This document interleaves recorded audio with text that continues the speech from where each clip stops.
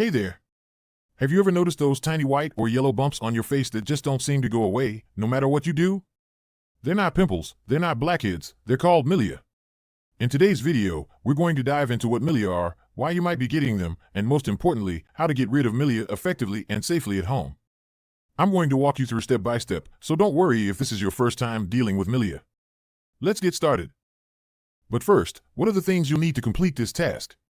For the full list and where to get them, check the description and pinned comment below. Now that you have all your tools and materials ready, let's get into it. Get rid of it! First off, let's understand what milia are.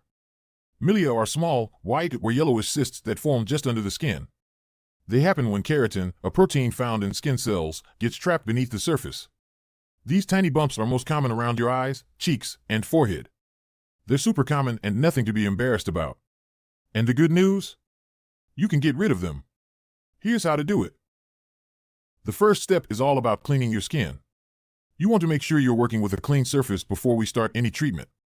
Grab a gentle cleanser. One that's fragrance-free and non-irritating. This is crucial because you don't want to inflame your skin while you're treating milia.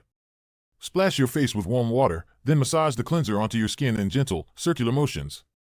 Take your time here. About 30 seconds is enough.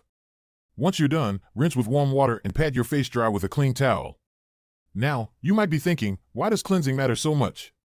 Well, a study done in 2017 by the American Academy of Dermatology emphasized that a consistent skincare routine, especially cleansing, is essential for preventing and managing clogged pores. Milia form due to trapped keratin, so keeping your pores clean is a must. Now, we need to exfoliate the skin. This is one of the best ways to break down those stubborn bumps. You have two options here. A physical exfoliant like a scrub or a chemical exfoliant like alpha hydroxy acid, AHA, or beta hydroxy acid, BHA. AHAs and BHAs are often found in toners, serums, or special exfoliating products, and they help by dissolving the dead skin cells and keratin that cause milia. If you prefer something gentle and beginner-friendly, I'd recommend using a product with salicylic acid or glycolic acid. These are well known for being effective yet gentle exfoliators. According to research from Harvard Medical School, salicylic acid helps to remove the outer layer of dead skin without causing too much irritation, making it ideal for treating milia. Take your exfoliant and gently apply it to the affected areas. Avoid scrubbing too hard, especially if you're using a physical scrub. Do this 2 to 3 times a week, no more, as over-exfoliating can irritate your skin.